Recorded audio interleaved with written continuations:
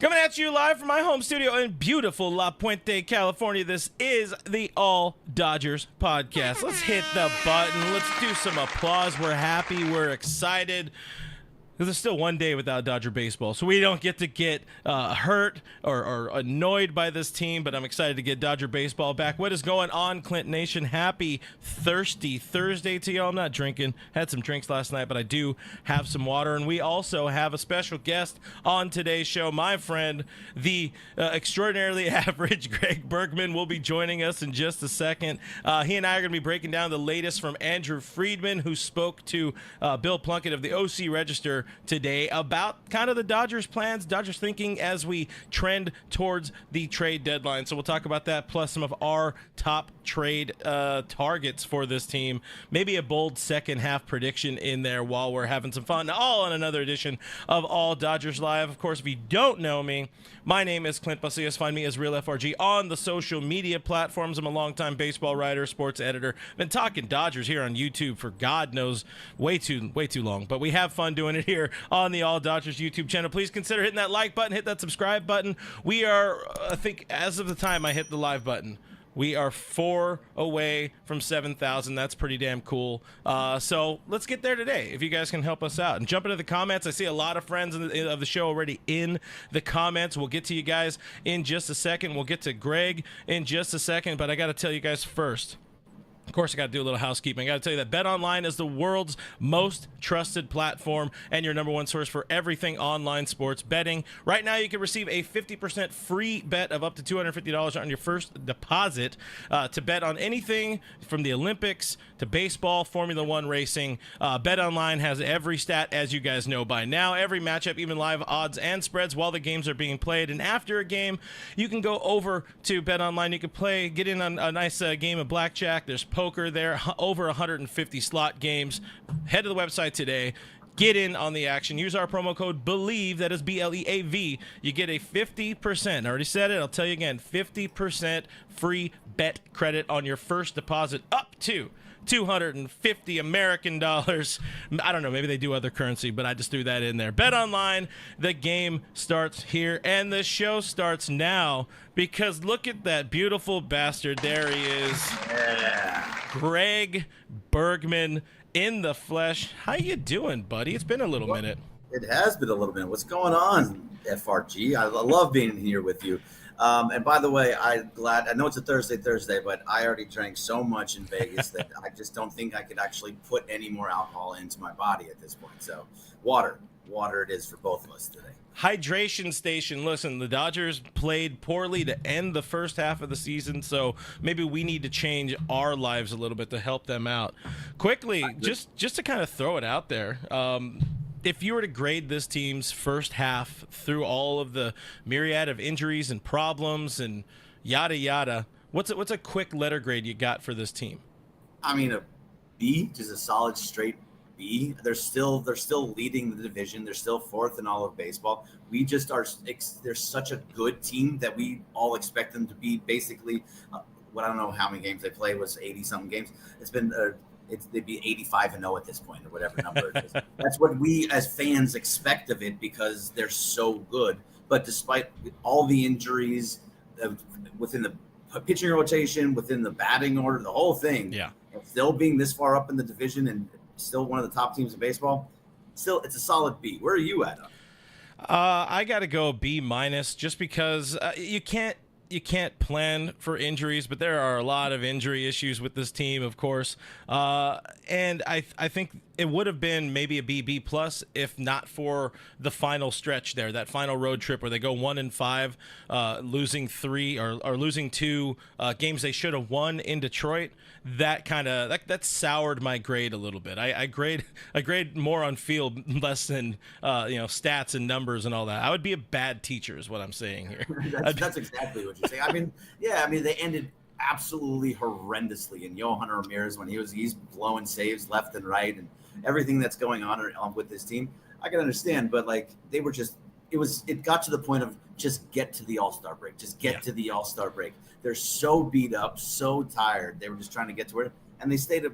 What are they? 7 games up on the Diamondbacks. I think you're in a pretty good spot right now, and nobody below them is any good. Yeah, So. people dropping some grades in here. Our friend Elisheva Jones giving a B+, BC with the C+ in there, a little harsher grading. Swell and Sausage a C-. Los Doyers with a C in there. Our friend Cody Snavely is in the chat. I think he was talking about your hat. Is that one of the Bleed Los hats?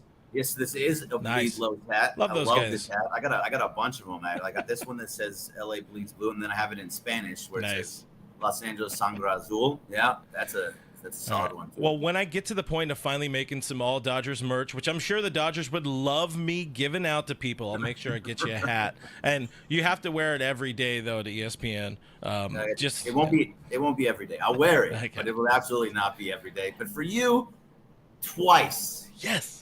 Total. That's all we want. Listen, that's promotion, baby. That's how this business works. Cody gives, by the way, gives them a B+ given the injuries. So the injuries, of course, are the big storyline for this team. And today, as I mentioned at the top of the show, Andrew Friedman did speak with Bill Plunkett, the great Bill Plunkett. Sorry, he also gets a great. You're just throwing greats around. Like, doesn't matter who it is. The great Cody Snavely, the great, Bill Plunkett, the great everybody else but me. I get it. Sometimes you just throw in qualifier words to make your radio quota here. But Andrew Friedman did speak to Bill Plunkett, and I got some stuff here. I'll throw it up on the screen. I'll also kind of talk you through it because I know you're just getting back. Apparently, I push a button there. Guys, subscribe, hit that bell according to that button. But I can't see the chat. Am I supposed to be able to see the chat? On what we're on, no. If you wanted to go on to the YouTube and whatever, I'll. That's a lot of work. Yeah, I do it. I do it very old school. I only use OBS, and I talk to you people. You find people like the great Greg Bergman. Hey, look at that. Using hell, I give you. I feel happy. Are using Google Meet. I know a lot of people use StreamYard or Ecamm and all that, but dang it, I need every semblance of control of my show because I'm a psychopath. But so Bill Plunkett, Andrew Friedman, what we got? So Friedman's thing was here, and we see it on the screen. I kind of trimmed it down a little bit because Andrew Friedman talking Andrew Friedman. There's a lot of added words in there, but he's talking about how, of course, in the offseason, they thought they built a team that could withstand some injuries. It's the old, I said it earlier, or I said it recently, it's the Simpsons line. It's like we could withstand one misfortune, maybe 3 misfortunes, that's whatever, but 9 misfortunes, all of these issues that keep plaguing this team. So what he said, right or wrong, we did not plan for the cluster of injuries that we've had, and I don't think any team could plan for as many injuries as this team has had. But I put some things in bold here. So right now, his quote was, so it's really just assessing where guys are going, when they're going to return, what can we expect, and then how to augment the team on the trade market over the next 2 weeks. So that reads to me like they are waiting for some of these guys to come back. He says we're confident that Glasnow, Yamamoto, Kershaw, Buehler, and Bobby, all of those guys will be back. So it says there's 9 pitchers alone that we can expect to return. Each guy, obviously, a little different each day, but they're going to take every amount of now to trade deadline on July 30th to assess whether or not they need to go get a bunch of guys, or Glasnow is going to look good. Yamamoto is going to progress. Kershaw is going to be back maybe in a week or two. He knows if they need to be aggressive, they're going to work at the top of the market. They're not going to just get, as he called it, marginal upgrades. We're not going to see the marginal type. But what I'm reading with that is they're going to kind of twiddle their thumbs a little bit and wait for some of the injury guys to come back. And that's been a fear. I think that's been a fear for a lot of people. It's definitely been a fear of mine, where you can't really bank on these guys. You cannot bank on everybody coming back and everybody being perfect and healthy and staying healthy through the rest of the season. How scared are you of kind of hearing that and I don't know about if scared's the word, but where are you at fear-wise with this team, with all the needs that we're seeing right now, and all these injuries and all of that? What's the fear level for you? So the way I'll answer the question, but I want to start off by saying I'm hearing that completely different than you are. No. So I am. I'm in. Right. So because there's already been reports out that they went after Garrett Crochet, that they actually went and tried to make a deal for Garrett Crochet. There was just a couple of days ago, there was reports that they're going after Tarik Skubal now. I mean, we're 12 days away from the trade deadline, and they have been already trying to go get pitchers and trying to make some deals. They've been linked to guys like Randy Arozarena and Luis Robert, and even the other pitcher in Detroit that I'm blanking on, Flaherty, Jack Flaherty. So they've been linked to all these guys already. So they have already gone out there and tried to say like, hey, the problem that I'm seeing for them, and I think what he's trying to say there, he's trying to kind of temper the expectations of these other teams. He'd be like, look, we got a lot of dudes coming back. We're feeling good with our team. If our team comes back healthy, we don't need anybody. We built the team that we built to be ready for the postseason and to win big in the postseason. This is him trying to kind of take the market and drop it down a little bit, because right now, if he's trying to make a deal, they're saying, look, I see what's going on there in LA. You have no pitchers. You don't have no Mookie Betts. You have no Max Muncy. You need a third baseman. Your second baseman is no good. You have an outfield issue. You got all these issues, and you're expected to win the World Series. If you want my guy, you need to give me as much as you possibly can. I want all the dudes in the AAA, and I want dudes that are ready and up in the major leagues right now. He's trying to temper that. He's trying to bring it down, is how I'm reading it. So, I think it's smart by him, because he knows what he's doing. He's very, very good at all this stuff. But to answer your question, if it stays like this, if you go in right now with this team and just hoping that everybody gets healthy, I'd be terrified going into the postseason. I mean, that's where I've kind of been. If they did only rely on these guys, I mean, I like the different input, to be fair, or the different angle. I think there's a lot of what you said there that's probably very right and very accurate. I'm going to reserve the right to also have the fear of getting burned by this team a few times in recent years, with them going real small at the trade deadline. We are 1 year removed of them acquiring Lance Lynn and calling it a day. So. Hey, Ryan Yarbrough. Don't you forget about Ryan Yarbrough. My bad. I always forget about Yarbs. Much respect to Yarbrough. Why is he still on this team, by the way? Yeah, that's a good question. ERA over 5, I think, since the middle of May. But, we also got more news this week or today over my cohorts over at Foul Territory. Max Muncy was on the show, and Max not giving a very positive update. I'm sure Andrew Friedman and company aren't very happy with Max Muncy kind of throwing the cards out there saying, hey, I'm not looking too good immediately. We're having some positive steps forward.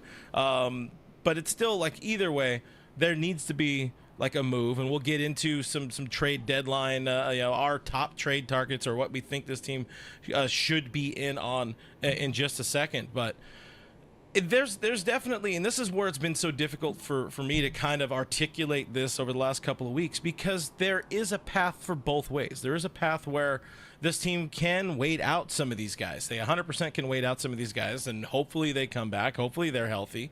But it can't be all of them. At the same time, right now, we don't lean into the panic and say, hey, everybody, we need all of your players. I joked around earlier on Dodgers territory. They need to go out and get Isaac Paredes. They need to get Randy Arozarena, get Zach Eflin while you're hanging out with Tampa Bay or whatever. Just get everybody right now. But like you said, talking about your grade, this is a team that's very hurt, still has a 7-game lead in the NL West. They have room to play with, and they have a couple of weeks to kind of figure this roster out. And I think Friedman playing the smart play like he always does. And what does he tell us all the time? He doesn't panic. The Dodgers don't panic. We've seen it time and time again. We can all panic. We 100% can all panic, and we do. And here we are, and this is why we have shows on the internet. No, absolutely. But you're talking about like Max Muncy. I think that's one that actually it's going to be an issue. I don't think he's coming back at any point. It doesn't look like it. So you have to start looking from within and trying to find some guys down there, like what's going on in AAA. What are we doing there? I think they do. You say we have a little bit of room to play with. We do, because I don't think Arizona is very good this year. I don't think that the Padres have any chance. But the fact is, Arizona was in the World Series last year and have basically the same team. Yeah. So 7 games sounds like a decent amount, but that can go away very, very quickly if nothing gets better. So they have to get healthy. and they have to make moves. I think I would ask you, which way would you prefer to go? If you're going to go all in on a guy, right? Like Tarik Skubal, you have to go all in on. You have to give a bunch of stuff for, but he has team control. He's young, power left. He's been there. He's done that. He's not in the postseason, but he's been a good pitcher his entire career. Do you go after that knowing that you have him for a while, or are you trying to go after a guy for just 1 year? Because you're going to have everybody back in the pitching staff next year, supposedly. Yeah, I mean, it's nice to know that you can go out and acquire. What I've said the last week of shows is kind of like getting that turnkey guy. They don't need somebody that needs. They don't need to buy a car where they need to replace the radiator or change the brakes or tires or whatever. They need a turnkey guy that 100% is your number 2 guy if Yamamoto can't come back, and your number 3 guy. Because we don't know what the second half is going to look like for Gavin Stone. You know, we saw it a number of years back, All-Star campaign for Ross Stripling, and he gassed out. He admitted he fully gassed out in the second half of that season. You don't know if you're going to have, you know, the same level of Gavin Stone, so they need some more help. And Skubal is definitely that guy. That's the one guy I think I've identified that is the number 1 guy. If you're going out for anybody, maybe, you know, that's your 1A, and your 1B needs to be a third baseman and somebody that can move around the infield if needed. We know Max Muncy if he comes back, which, you know, I'm starting to get that more of that fear in the back of my mind, like you're mentioning. Too many people have told me too many times he's not going to come back. So if you do get an Isaac Paredes, or, you know, Alana wants to get Justin Turner back, I don't know that he's ready to be third baseman for the rest of his life again, or at least the rest of his baseball life, or whatever it is. But the options are very thin. Josh Smith with the Rangers, it's you know. It needs some help. They need some help there in that infield. Yeah, there's guys that are out there, but I think we turn to, as fans, and we turn to the guys that we once had a little bit too often. Like you're talking about bringing in, Alana was mentioning Justin Turner. He started off the year really hot. I have not seen what he's done since then, but of course he would be good in that role because he has, but he's still a little bit older, and he was having trouble just being defensively a good third baseman when he left.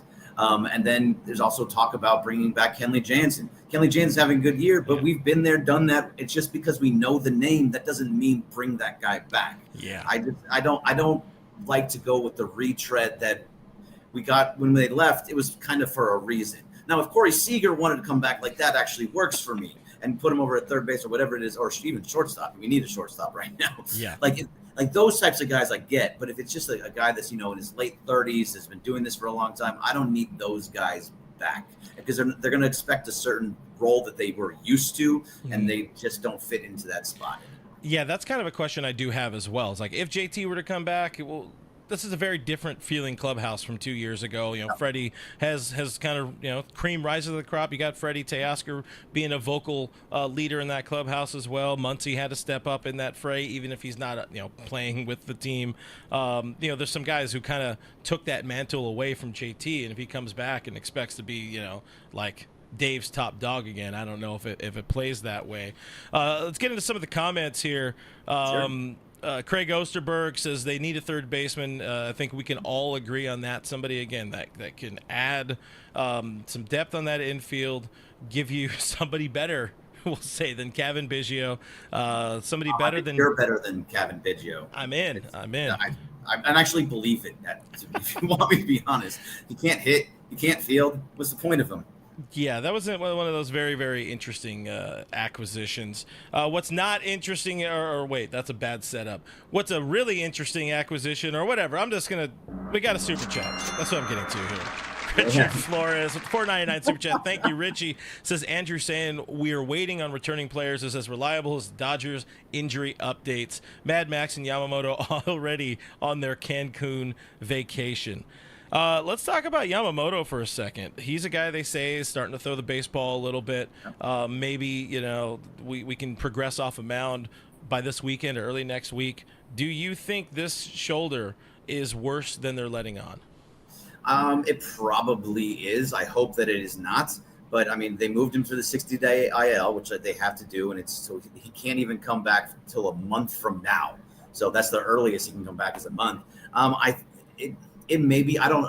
It's hard to speculate when I don't actually know the inner workings of that shoulder. So, but what I'm hoping this is just like, okay, you were pitching. You're young. You bounce back faster when you're that young. So hopefully he comes back and he pitches well. It's a little bit scary because I don't think he's young, so he hasn't been injured like this before. So he's going to have to do a lot of the work to just get back, and hopefully it's not one of those things where it's I'm young, I can bounce back, but I'm gonna overthrow and then hurt yourself and have a setback. So as long as he goes at the regimen that he's supposed to and comes back when he's supposed to and be back before September, I think he'll be okay. Yeah, and that's where in the off season, I very much had that kind of. That feeling, that mentality, it's like we don't need to see this team go out and win every single game in the regular season. If you have some injuries, you can kind of, let them bide their times. Don't run every pitcher out there for 220 innings and all of that. But then we get into the season and we're like, why is Yamamoto hurt? Why are they putting him on the 60-day? He needs to be out there. Why are they putting Tyler Glasnow on the IL? Sports are tough sometimes.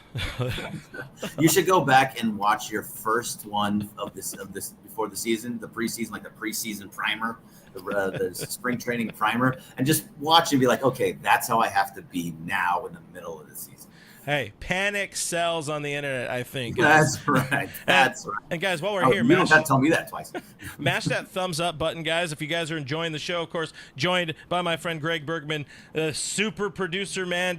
You do way too many things at ESPN, don't you?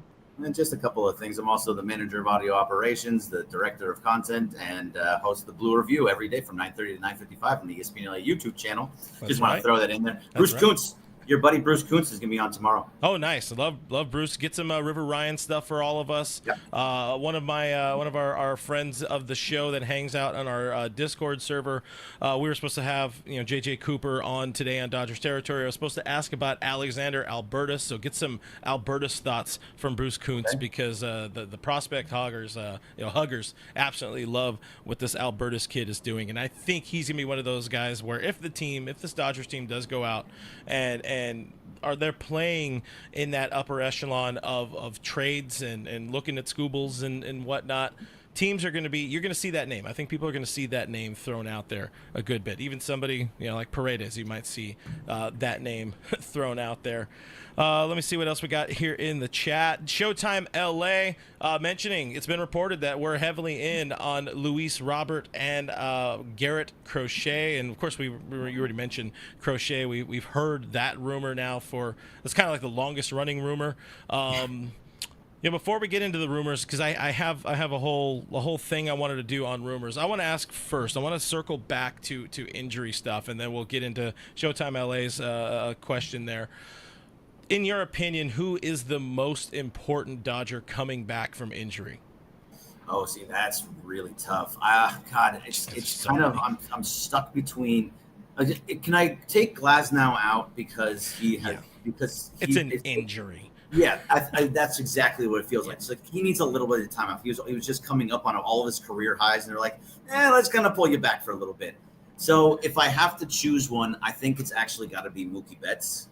Again, I know that it's for this team to go as far as they want to go, the offense needs to be clicking, and he needs to be clicking at all cylinders and at shortstop or second base, wherever they put him. If they want to keep Rojas at shortstop, whatever they do, he needs to be clicking on defensively and offensively because he is an engine that keeps this thing going.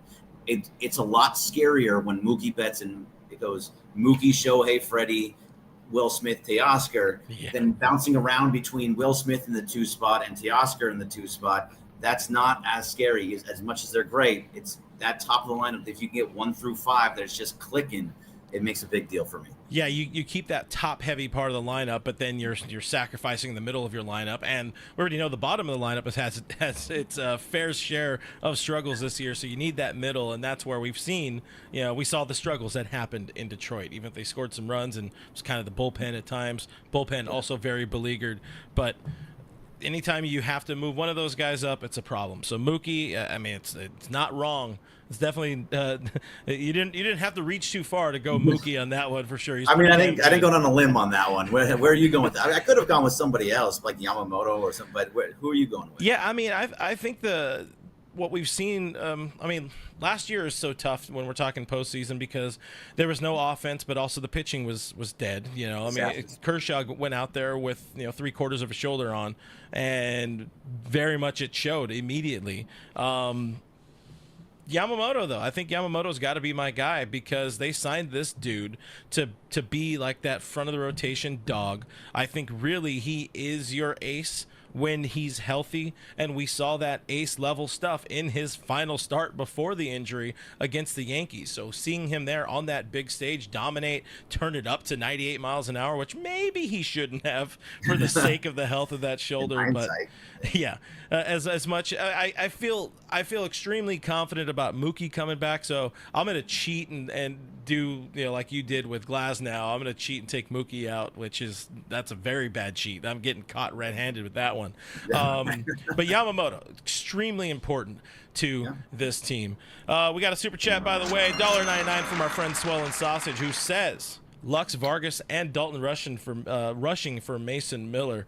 I don't think the Athletics trade Miller for that.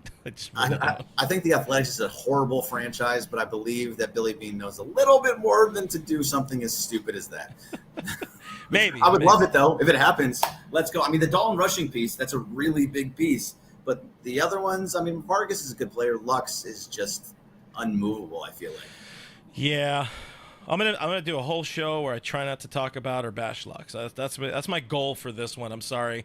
We're probably going to get into it, but hey, let's talk about some. Go. Yeah. I'll defer to you whenever there's something to be brought up about Lux. But let's get into some trade rumors talk because there was a bit of an update today.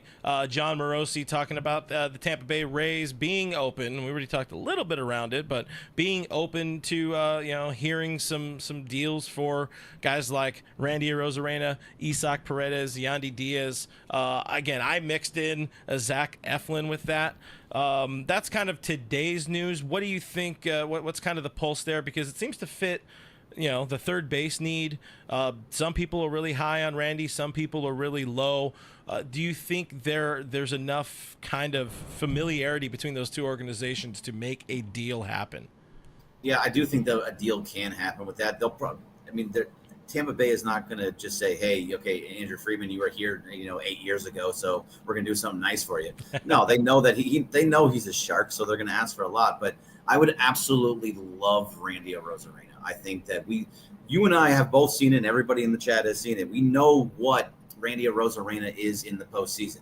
In the postseason, he is a baller. He has the bright lights do not scare him. Mm-hmm. Every time, I know it's 2020, he was having a little bit of a rough year this year, but when it gets to that point, he goes off and he just goes like he's either hitting a home run, stealing a base, stealing home, making a ridiculous play in the outfield. I would love Randy Arozarena. And if you can combine them with like an Eflin or a Paredes, I think that would really help out because Eflin has been there, done that before too. Yeah, with Randy Wood, because I'm already, I'm building, I'm going to build the wall out in left field that says Randy Wood. Randy Arozarena in LA. We also saw him under the bright lights during the World Baseball Classic. He had a great run there with Team Mexico, very natural fit. He's a showman. He's a showman. Get him on that big stage, and he's going to do some fun things.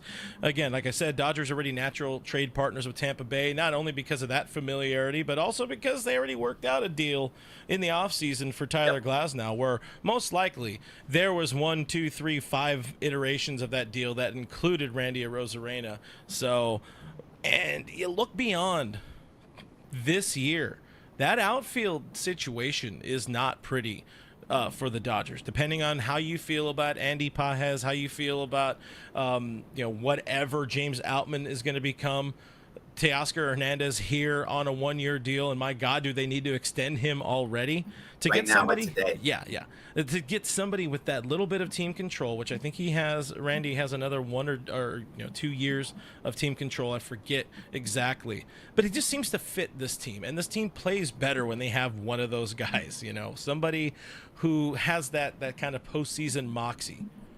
Yeah, no, absolutely. You're right, because we need them to go for a couple of years. You're right. Teoscar needs to be signed right now. Teoscar, if you bring in Randy, that'd be great. And then it becomes so it's probably going to be Paredes. I want to believe that James Outman can be an everyday major league player. I want to believe that. He had the struggles that he had this year were, very, very apparent, and he hasn't really done anything since he came back up from AAA as well. Maybe I'll just ask you, it looked like when they sent him down and he started being really, really hot, it was almost like, okay, he's here. You see what he's doing down there, but they didn't want to bring him up so that they can see, oh, look, he still can't hit major league pitching. Yeah. So he could be a trade asset. Then they bring him up, and he's really not hitting major league pitching again. So it gets a little bit scary. It gets into that whole Gavin Lux thing. I got it in there. I wanted to get it in there. I got it in there.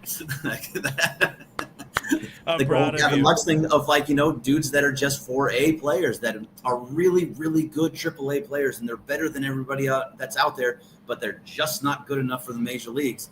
And I feel like Gavin Lux and James Outman might just be that. I'm going to give Outman a little more time because he does hit the ball really, really hard when he does just at guys, and so he's not getting that BABIP that you love so much. So either way, if you need to move him, I think you can move if you can hopefully get a little bit for him.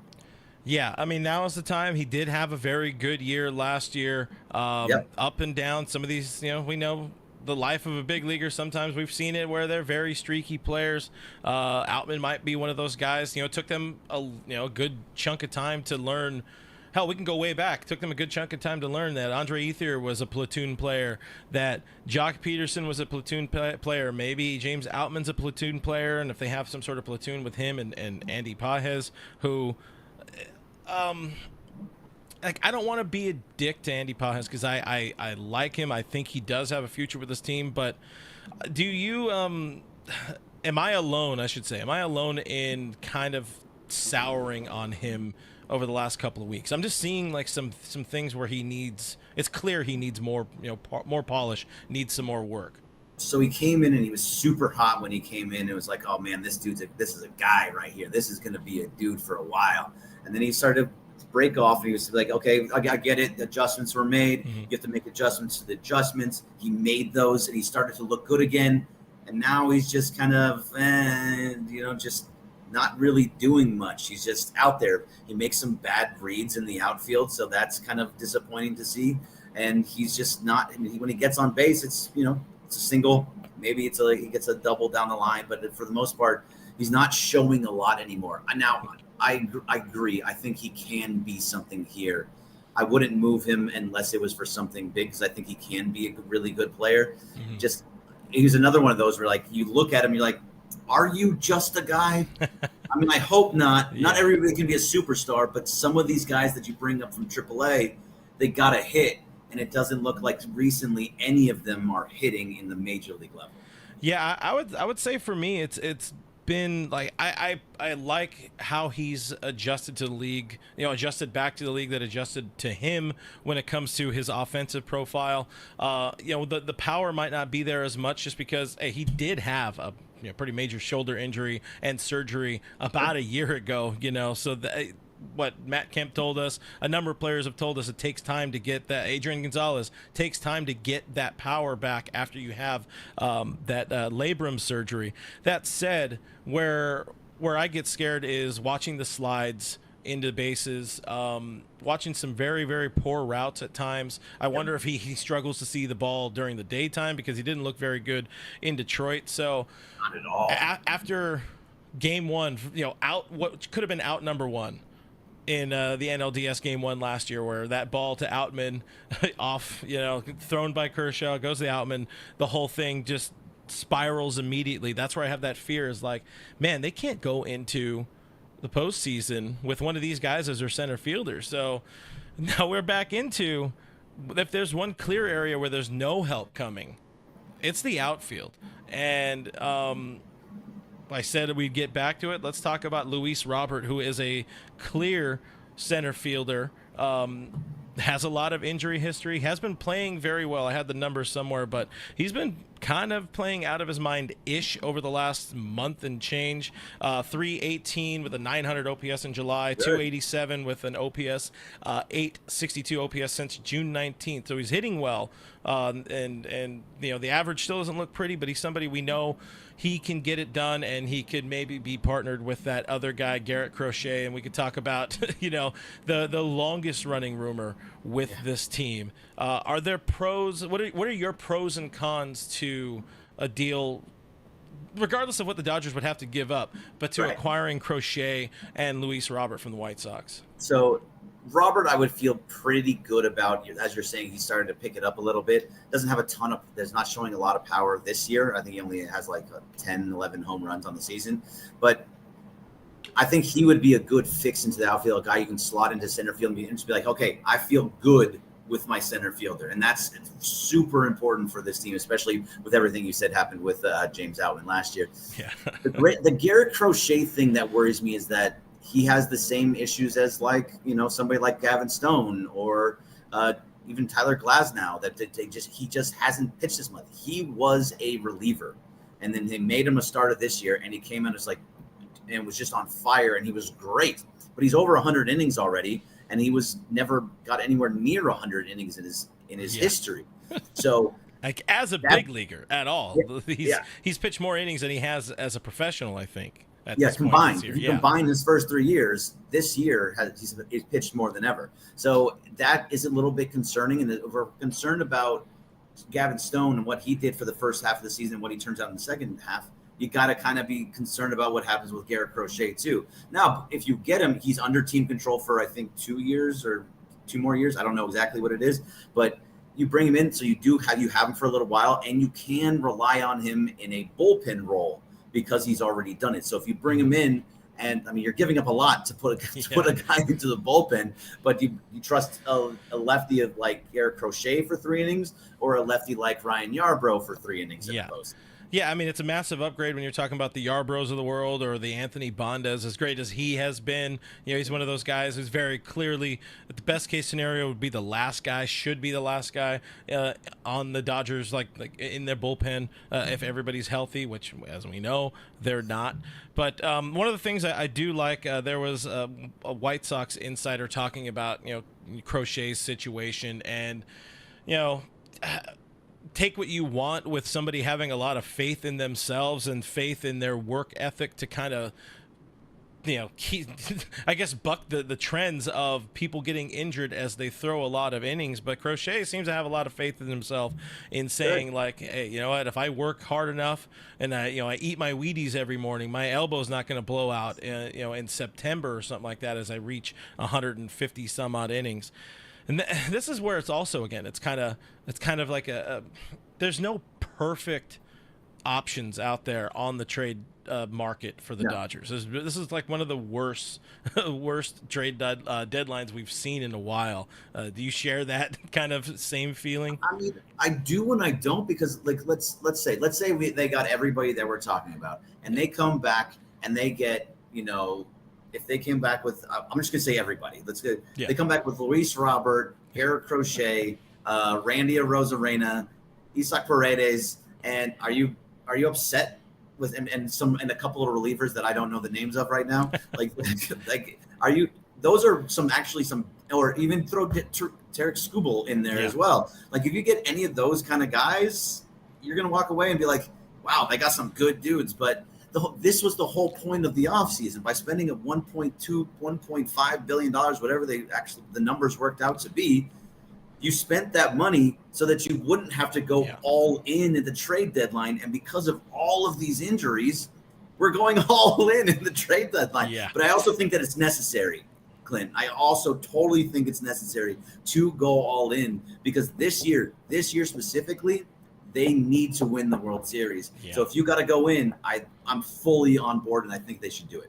Yeah, that was one of the things I wanted to ask you. Is this like a must-win sort of year? And is there a point where maybe we get into August and the trade deadline, kind of turns out to be a stinker? It's another Lance Lynn type of trade deadline, which terrifies me.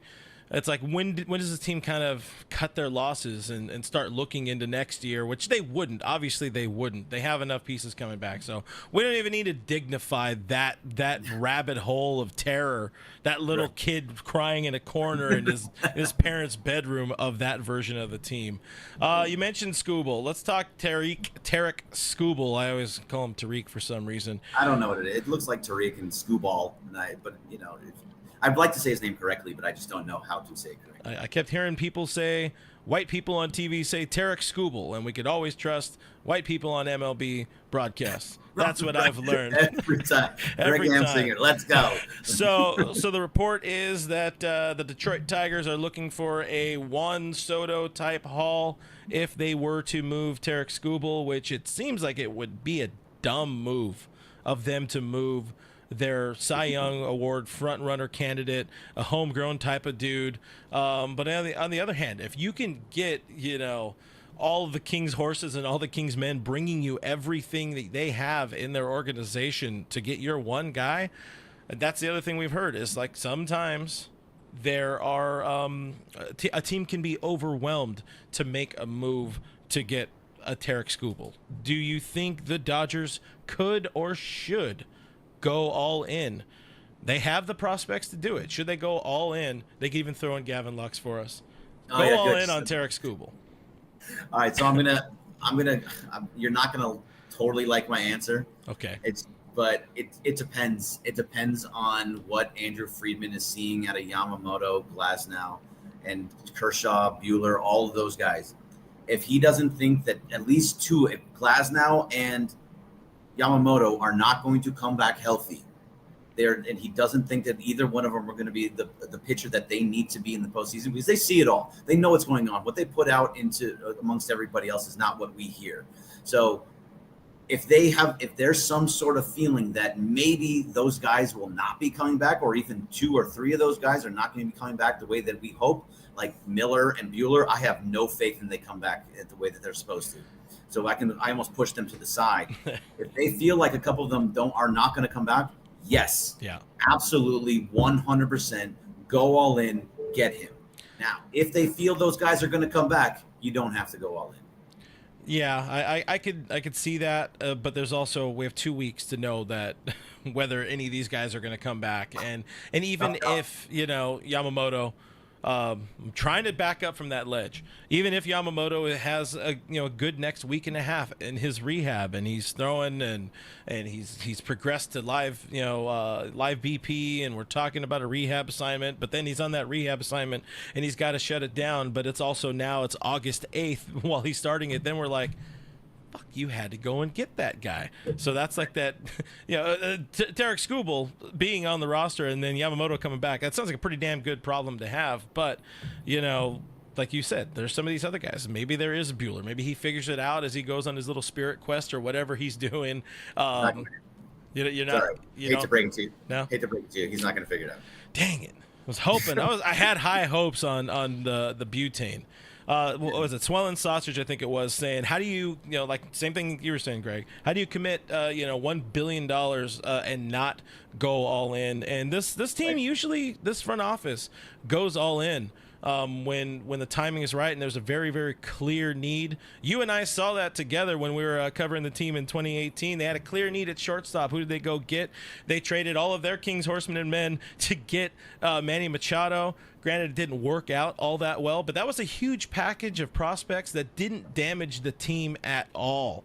Right. I think they could do something like that where, we're going to sit here and be like, oh, no, not Landon Knack and Diego Cartaya and 3 other or 4 other people. Justin Robleski and Robleski, Robleski, maybe he's got an opportunity. I think the Dodgers have gotten a lot better at finding and creating and drafting pitching. If we can find a way to mix in the change of scenery for Gavin Lux in there, maybe some Outman because they need a replacement or they need a center fielder or something like that. I guess I'll jump away from that one. Are there any untouchables? I know you're not like a massive prospect hugger, but are there any untouchables in this organization to you?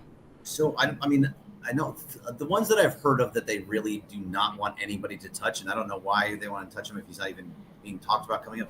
The Josue De Paula, like I know they absolutely love him. It seems like Dalton Rushing is very much another one of those guys that seems to be untouchable. It was Diego Cartaya, and then he kind of fell off, and now they magically pushed him up to AAA right around the trade deadline. Yeah, you earned it, buddy. Yeah, good job. So I mean, like I feel like those two guys would be two of them. There's the first baseman, third baseman. I'm blanking on his name. Oh shoot! I'll think about it. It'll come to me. Lipsius? Are you talking about Lipsius? Like, okay, Lipsius. I think they absolutely love Andre Lipsius.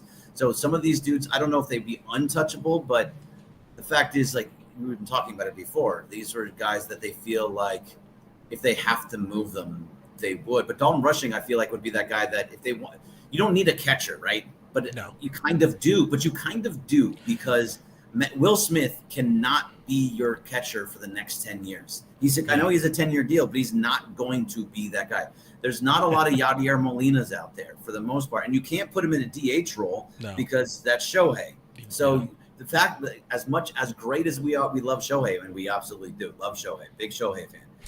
He takes away your DH spot, being able to move guys around into that DH spot. So like you'd have to move into the first base spot when eventually Freddie Freeman is no longer playing well and is no longer here.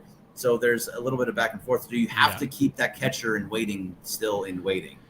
But even with that, there's two schools of thought I have with that is one, we see a lot of organizations going with like the 1A, 1B catcher just so we don't see, Willie going out there and playing in 125 games. However, they need his bat in the lineup for 120, 130 games or whatever it is. So losing that DH spot definitely hurts the team long term. But you always, anytime you can get Shohei, you go get Shohei. The other side of it is Will's going to be there for a hot minute. We had him on Dodgers territory shortly after he inked that deal, and I asked him, point blank, like, how long are you going to be catching? Are you going to be, there a catcher, in year 9, year 10 of the deal? And he says he's catching until the wheels, fall off.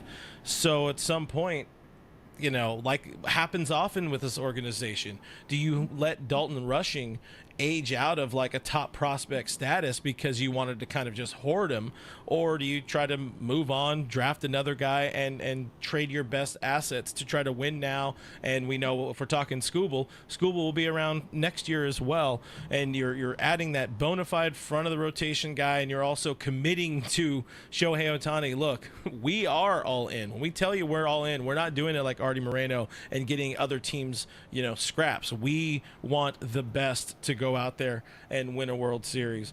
So I think that's a great point, by the way.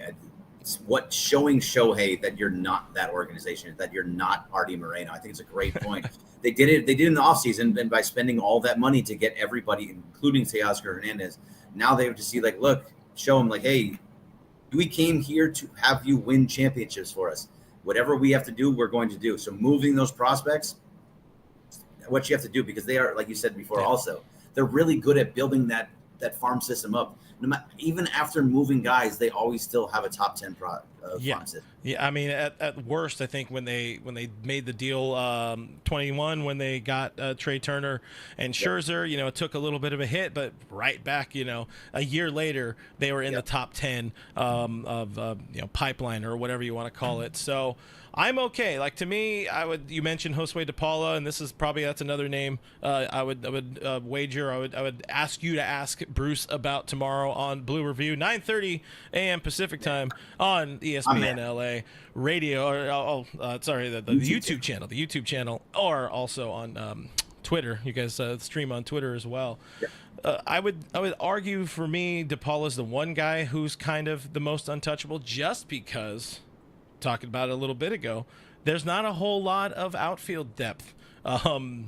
Not now, not down the road. So you need somebody like that. However, if somebody asks for him, and I did a little F round and find out, piggybacking off Cody Snavely, who tweeted something about, hey, maybe there's a reality where the Tigers look to get out from under that Javi Baez contract and have this whole another version of Mookie Betts and David Price, they pay some money or whatever. If you're able to save, the point I'm getting to is you're able to save some of these big time prospects while using some of that financial might, and they have more financial might, I would say, than ever after committing all this money because of all of the advertisers we see them keep getting.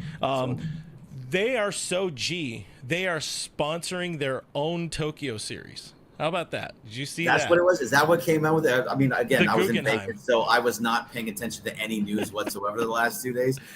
Is that what it is? They're sponsoring their own?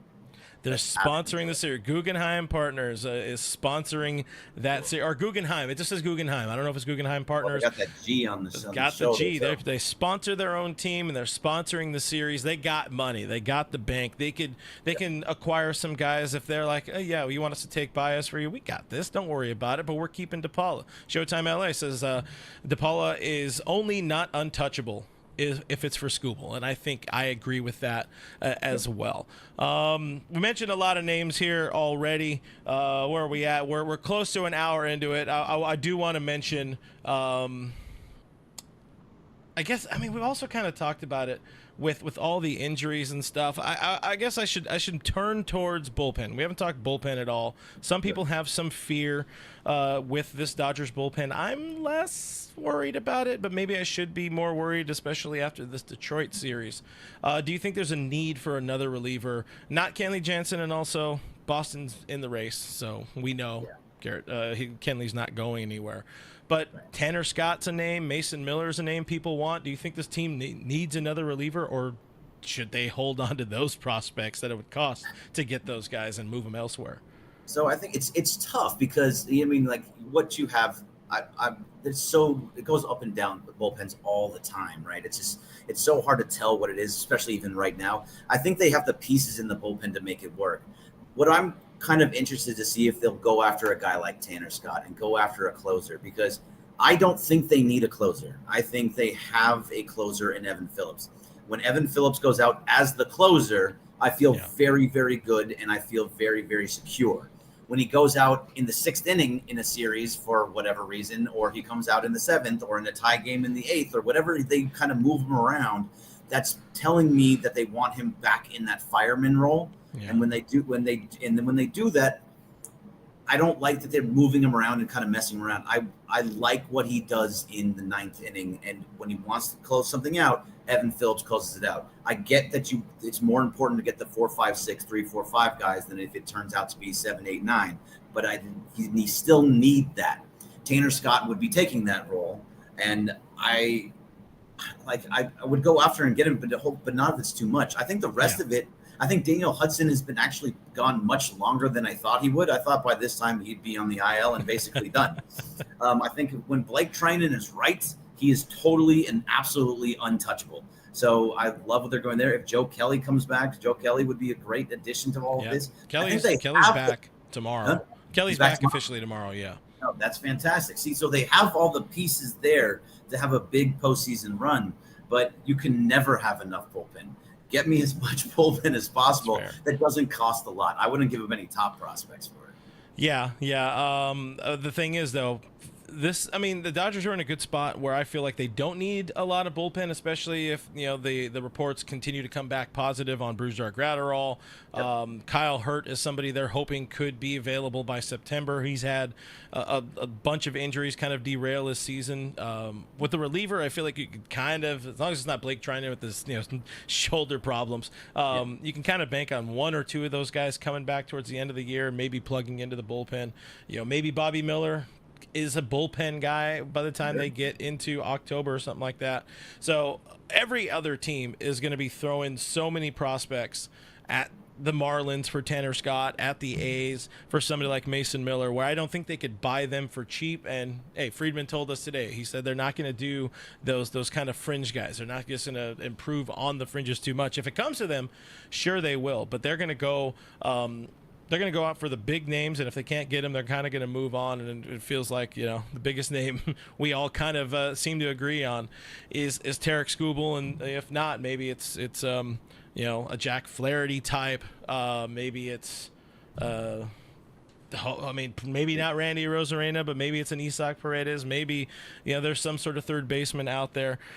But we're going to learn it all. We're going to learn it all over these next couple of weeks. We're going to see, hopefully, a few of these teams as well that are kind of on the, outside looking in, trying to chase that third wild card spot.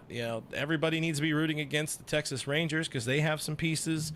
Toronto, quickly, and I'll let you get out of here. Bo Bichette, you in, you out? I would absolutely love Bo Bichette. I think he would be a great addition to this team, and really help out your shortstop spot because Rojas can move around. He can play second. He can play third. That may actually help your third base problem by putting Rojas over there. If Mookie comes back, goes second. So if you're going Freddie, Betts, Bichette, Rojas, it's a good defensive out. It's a good defensive infield. So yeah, I would absolutely go after Bo Bichette if you can. But really, you're asking for everybody now. So we're asking for the whole world at this point. Yes, sir. Yeah. And the one thing I'll say, just the last thing on the bullpen, Andrew Friedman's serious about. He hates bullpen. He does not like going after. He doesn't like spending a lot on bullpen. So I wouldn't expect a lot to go into the bullpen, but they make it little pieces because they think this guy is going to help. That's about it. But I know that he's not going. But the other question.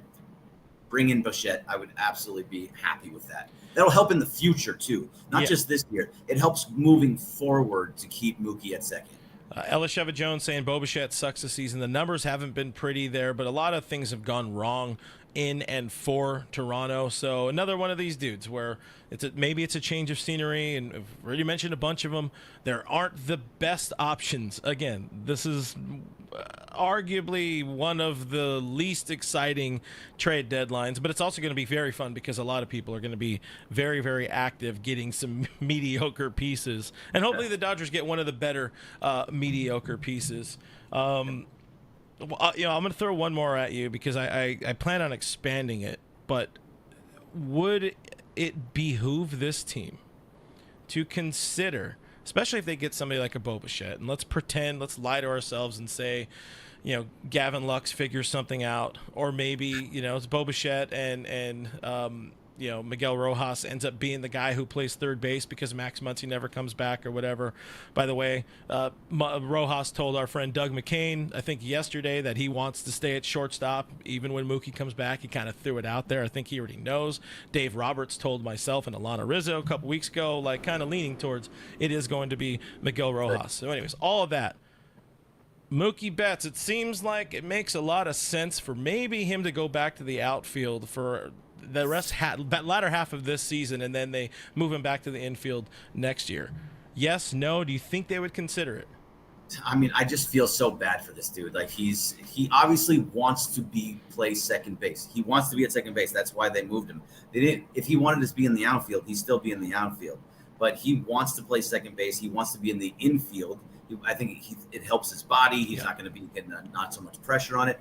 If they need to move him back to right field for this season, I think great. Whatever you have to do to win, I think that's the most important thing. But I just feel bad for him. He's coming into the spring training. You're the starting second baseman. That's it. That's your segment. Oh wait, Gavin Lux is no good. Yeah. You're going to play shortstop now. Okay, you get a little bit hurt. You left, and no. Okay, Rojas has been good there. So you're going back to right field. It's just he's being bounced all over the place, and I don't know. That just hurts a guy's psyche, no matter who you are. I mean, it's important to have that much to be the positionality of all that stuff. Yeah. But at the same time, I just, if he wants to play second base, I'm good with him playing second base. That's the way I would put it there. That's fair. You need him feeling good. If he's good at second. Keep your superstars happy. I agree with that one. Happy superstar, happy life, or whatever however the story goes. However, though, if this is a guy who can go out and plug in center field, in my vision, because they already have too many right fielders and left fielders on this team. Again, this is just for one run, and then Mookie, we're trading away Lux. We're non-tendering Lux. You got second base for the rest of your life after this. It seems like there's no team out there that can acquire right fielder or center fielder Mookie Betts, but one team, and that is the Los Angeles Dodgers. And I think it's something they should or could, they need to consider. Will they? Probably not, but it should be a conversation, in my opinion. It's a good conversation too. I think there's a lot of meat there.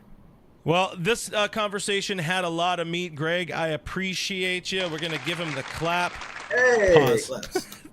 Pause for that one. Guys, if you don't know that guy, that is Greg Bergman. He is the super utility man of all things great at ESPN LA. He also hosts a weekdaily show, Blue Review, here on YouTube, part of the ESPN LA. Hey, I've been on that show a couple of times. I'm sure I'll be on it again at some point. Wink, wink. But, guys, give him a follow. You see the handle down there. He is a follow. He's not very active on the social media sometimes, but we appreciate some gripes. And if you guys want to complain about the Lakers, he's a guy you can talk to. It's true. There's a lot of complaints about the Lakers right now, especially. So, oh, man. All of it. I'm trying to be more active. It's just, sometimes it's just tough to get the fingers going on the Twitter sphere. No, I know how it goes, man, especially when you're out here being busy. But I appreciate the time, man. Let's catch up again, maybe before postseason, maybe even tomorrow. I don't know. But appreciate the time, my guy, and have yourself a good rest of your night. Thank you. Anytime you want, Clint, anytime. So thank you very much. Always fun, and I'll see you soon. You'll be on Blue Review soon. Don't worry. I like it. I'm in. Hopefully, deadline. We got something fun to talk about. Yes. All right, buddy. Have a good one. Take it easy, guys. There it is again, Mr. Greg Bergman. We appreciate him hanging out here on the show. Got a little bit more show left for you all, so everybody, tube in. Hang out, and now that we're quiet, or now that he's gone, I realize how loud his air conditioning was, so I apologize for that. He asked me before the show, and I was like, I got my AC on. But even so, appreciate Greg Bergman again, one of my favorite people in this business, and that's it. That's enough on that. Guys, we already talked a little bit about it. Let's talk some Dodgers news and rumors. Less rumors, more news. I already said, Joe Kelly, he is coming back. The moves were set in stone a little bit yesterday as Michael Peterson, the reliever, was optioned to AAA before the start of, what do we call that, the All-Star break. The Dodgers today outrighted lefty reliever, somebody I definitely completely forgot about, Jose Hernandez, who I think made one relief appearance for this team. I like what Diane said. We're not leaving yet. That's right. I'm not fucking leaving. I'm still here. We still got some show, guys. We still got some show. So do hang out. Share the show if you don't mind. I haven't seen what the numbers are like right now, but we're having a good time either way. So there's your situation there. Joe Kelly back. There was also reports, I haven't seen if anything has changed, but there were reports that Jason Hayward would also be activated after the All-Star break, whether that happens tonight, tomorrow, or after this Red Sox series.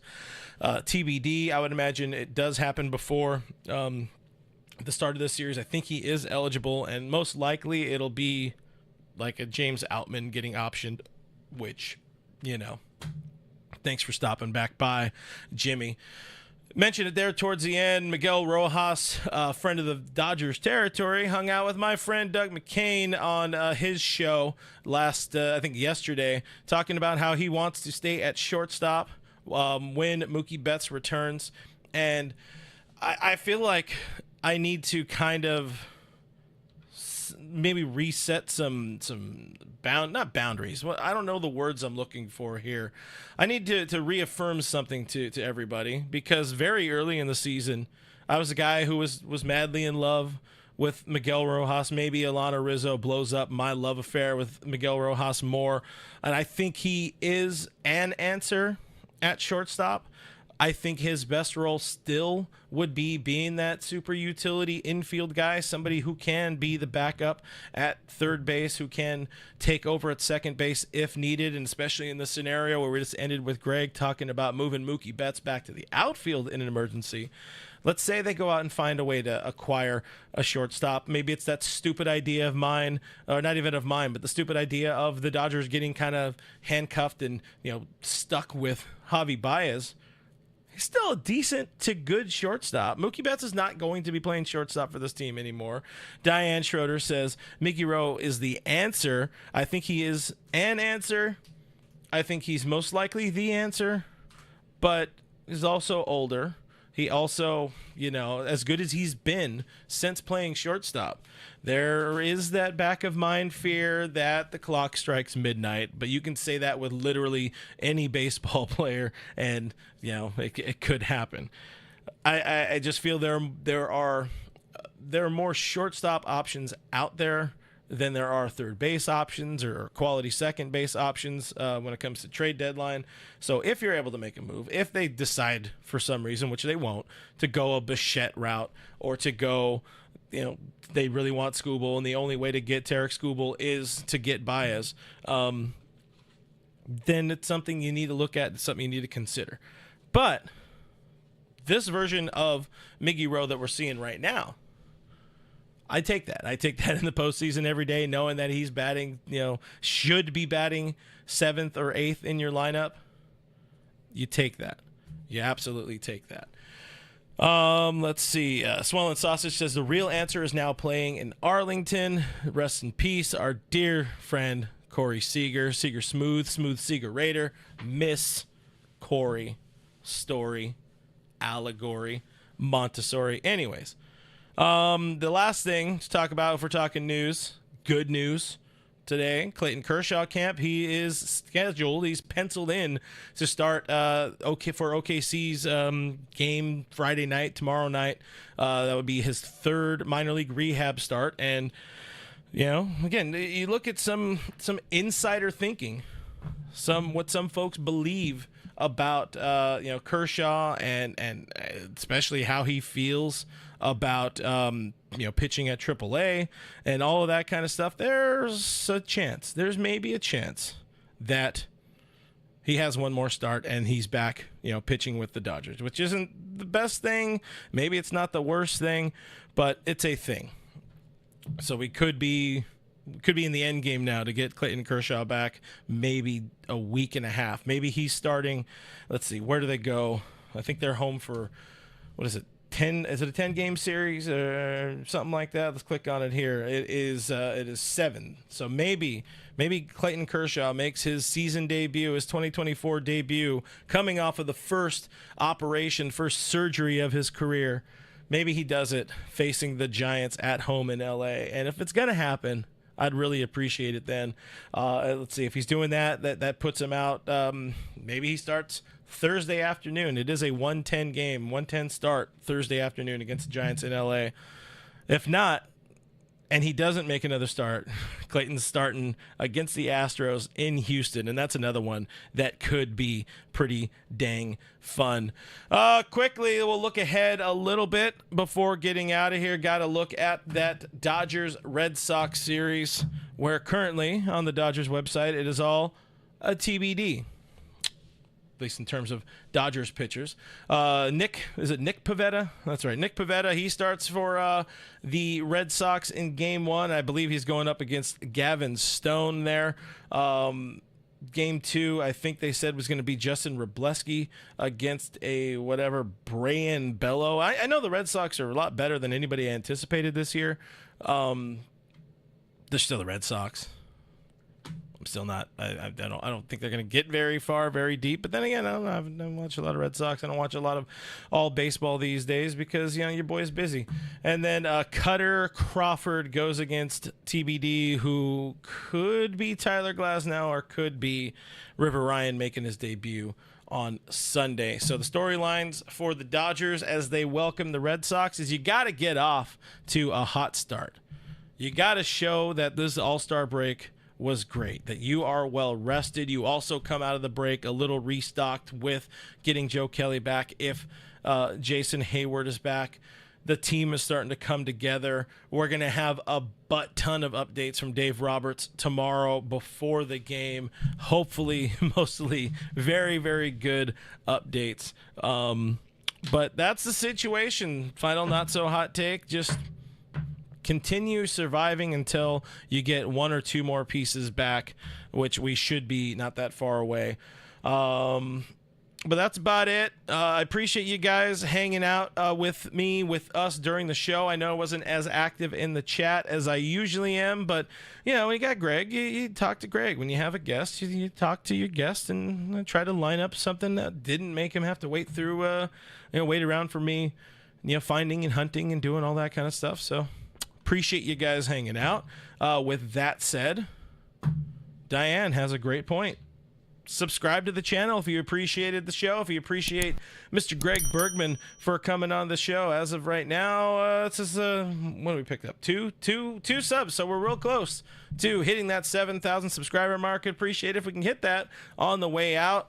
Guys, thank you for watching. Thank you for listening. Thank you for the comments, the great questions that were mixed into the show as well. Thank you for the folks that sent in super chats. I appreciate the hell out of you. I did mention a little bit during the show. I should probably just note, because I don't think I've fully talked about it for a little while. Be sure to tune in to Dodgers Territory. It's a show I co-host with former Dodgers reporter Alana Rizzo every Monday, every Thursday at noon Pacific time on the Dodgers Territory YouTube channel, part of the Foul Territory network. Foul Territory, of course, doing big things. Shout out to the boys at FT for a very, very, very successful trip out to the All-Star game. We got to thank. I see you, Kevin. I see. Kevin loves the show, and it's not his White Claw talking. Kevin Uhas, friend of the show, hangs out with us now on Discord. You guys can hang out on Discord too, because I was about to thank our great YouTube channel members. You guys are awesome.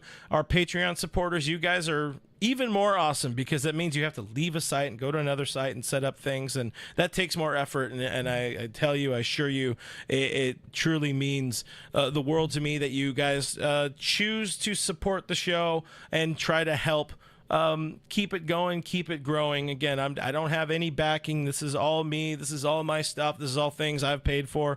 Some things like the computer you guys helped paid for with super chats and things like that. So you want the show to keep getting bigger and better.